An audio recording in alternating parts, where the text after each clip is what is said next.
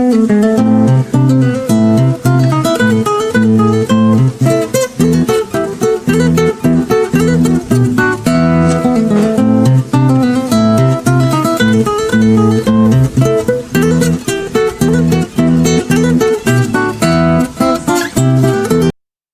pagi, selamat bertemu kembali dengan Pak Blangkon.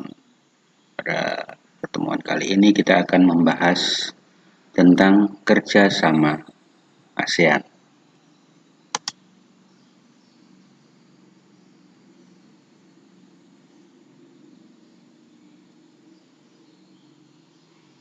Ya, kerjasama ASEAN. Seperti kita ketahui, ASEAN adalah perkumpulan negara-negara di Asia Tenggara yang anggotanya seperti berikut. Ada Brunei, Thailand, Myanmar, Laos, Indonesia, Malaysia, Filipina, Kamboja, Singapura, dan Vietnam. Ya, kita akan bahas tentang kerjasama yang ada di ASEAN. Faktor penyebab kerjasama anggota ASEAN. Jadi, apa sih yang menyebabkan adanya kerjasama antar anggota ASEAN? Ada beberapa faktor. Kita perhatikan di sini. Faktor yang pertama adalah keberagaman sumber daya alam. Jadi keberadaan sumber daya alam mendorong kerjasama antar negara dengan tujuan pemenuhan kebutuhan masyarakat masing-masing negara. Ya, dalam hal ini antar negara Asia Tenggara. Ya, contohnya mungkin ada daerah yang sumber daya alamnya lebih banyak dibanding daerah lain. Misalnya di sana menghasilkan kopi, ya, di sana menghasilkan kopi, sedangkan negara lain tidak, maka akan ada kerjasama antar negara. Begitu juga sebaliknya, ada yang negara yang mampu memproduksi atau mempunyai sumber daya alam timah, tapi negara lain tidak, akhirnya terjadi kerjasama antar negara. Itu faktor penyebab kerjasama ASEAN. Faktor yang lain adalah berada di dalam wilayah yang sama. Seperti kita ketahui, ASEAN itu adalah negara-negara perkumpulan negara-negara Asia Tenggara. Mereka sama-sama berada di kawasan wilayah Asia Tenggara. Nah, itu juga sebagai salah satu faktor penyebab kerjasama ASEAN. Alasan atau penyebab yang ketiga adanya perkembangan ilmu pengetahuan dan teknologi. Ya, perkembangan ilmu pengetahuan sekarang ini yang sangat pesat membuat adanya kerjasama antar negara ASEAN. Ya, bentuk kerjasama ASEAN. Tentu saja kerjasama itu bukan hanya satu bidang saja, tapi beberapa bidang kerjasama ASEAN. Bentuk yang pertama akan kita perhatikan di sini dalam bidang politik. Bentuk kerjasama ASEAN dalam bidang politik. Di sini ada beberapa contoh.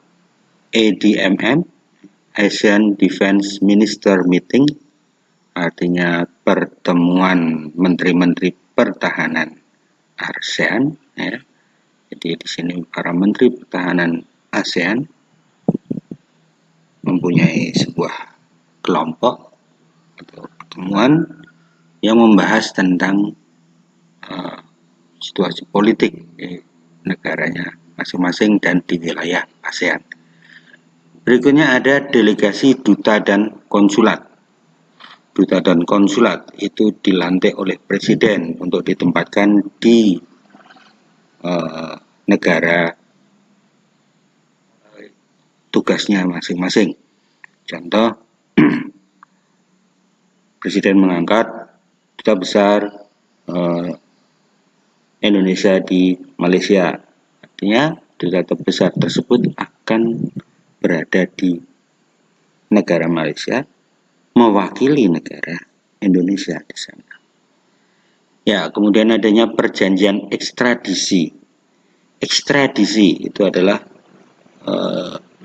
misalnya ada seorang penjahat dari Indonesia yang kemudian berhasil lari dan tertangkap di negara lain, di ASEAN tentu saja. Misalnya tertangkap di Thailand. Karena kita memiliki perjanjian dalam bidang politik, perjanjian ekstradisi, jadi penjahat tersebut bisa ditangkap di sana dan dipulangkan di Indonesia untuk menghadap atau mengakui kejahatannya, ya, diadili tentang kejahatannya. Yang berikutnya perjanjian kawasan bebas nuklir. Ya, ini sebuah kesepakatan di negara-negara ASEAN bahwa negara-negara ASEAN bebas nuklir, ya, karena sangat berbahaya. Ya. Bentuk kerjasama selain bentuk kerjasama bidang politik, ada juga dalam bidang ekonomi, ya, di mana ada pemusatan promosi ASEAN, penyimpanan ketersediaan pangan, meningkatkan proyek industri, pembukaan kawasan perdagangan bebas, dan kooperasi ASEAN. Bentuk kerjasama ASEAN di bidang lainnya adalah di bidang pendidikan. Ya. Di bidang pendidikan ada penyelarasan standar ijazah antar negara anggota ASEAN. Kemudian peningkatan ilmu pengetahuan di kalangan pemuda ASEAN. Berikutnya, pertukaran pelajar antar negara ASEAN dan dibentuknya kelompok peneliti antar negara.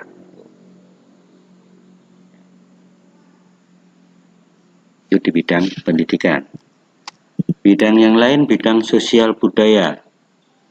Adanya pengembangan sumber daya manusia, perluasan lapangan pekerjaan, kemudian bantuan yang diberikan secara khusus pada wanita dan pemuda, adanya bantuan dari berbagai pembangunan, dan pertukaran antar seniman. Nah, ini di bidang sosial budaya. Di bidang pertahanan dan keamanan ada beberapa perjanjian di sini, perjanjian persahabatan, kemudian perjanjian kawasan bebas senjata nuklir, kemudian perjanjian komunitas keamanan, dan perjanjian SOFAN, Zone of Peace, Freedom and Neutrality. Ya, artinya zona damai, bebas, dan netral. Ya, setelah kita mengetahui bentuk-bentuk kerjasama tadi, kita akan mengetahui apa tujuan kerjasama tersebut. Maka harus ada kerjasama. Di sini ada beberapa tujuan kerjasama ASEAN. Yang pertama, mempercepat pertumbuhan ekonomi, kemajuan sosial, serta pengembangan kebudayaan di kawasan Asia Tenggara. Ya, jadi tujuannya untuk mempercepat pertumbuhan ekonomi, kemajuan sosial, serta mengembangkan kebudayaan di kawasan Asia Tenggara. Ya, hal tersebut dilakukan melalui usaha-usaha bersama dalam semangat kebersamaan dan persahabatan untuk memperkuat landasan masyarakat Asia Tenggara yang damai dan sejahtera. Itu tujuan pertama. Tujuan yang berikutnya, meningkatkan stabilitas dan perdamaian di kawasan Asia Tenggara.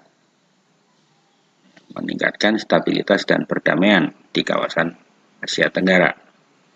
Ya, bisa dilakukan dengan saling menghormati keadilan dan aturan hukum dalam negara di kawasan Asia Tenggara, serta mematuhi prinsip-prinsip dari Piagam Perserikatan Bangsa-Bangsa.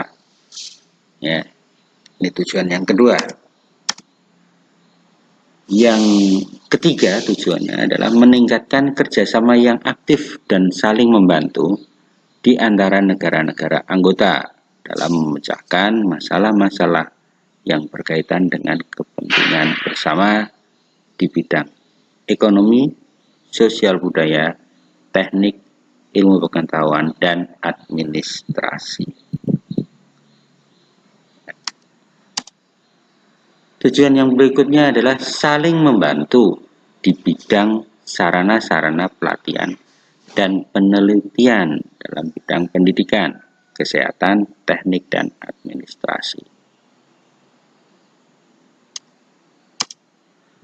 Kemudian ada juga tujuan yang lain, menjalin kerjasama yang lebih efektif guna meningkatkan hasil pertanian dan industri, perluasan perdagangan, perbaikan sarana dan prasarana transportasi dan komunikasi, serta peningkatan taraf hidup rakyat dari negara-negara anggota. Ada juga tujuan kerjasama untuk meningkatkan kualitas pendidikan di negara-negara Asia Tenggara. Tujuan yang berikutnya mempertahankan kerjasama yang erat dengan organisasi-organisasi internasional maupun regional lainnya, ya, yang memiliki tujuan sama, serta untuk lebih menjajaki kemungkinan diadakannya kerjasama yang lebih erat satu sama lainnya. Ya, kalau tadi kita sudah membahas tentang tujuannya, kini kita akan membahas tentang manfaat kerjasama ASEAN.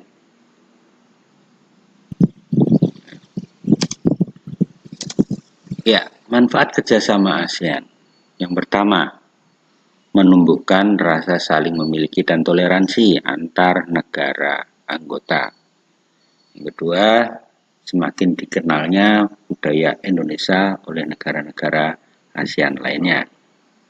Yang ketiga, terciptanya kawasan yang damai, bebas dan netral dari pengaruh negara luar. Nomor 4, meningkatkan investasi dalam kegiatan produksi dan jumlah ekspor. Nomor 5, semakin luasnya pasar internasional. Yang keenam, pemenuhan kebutuhan dalam negeri. Yang ketujuh, memperluas lapangan pekerjaan.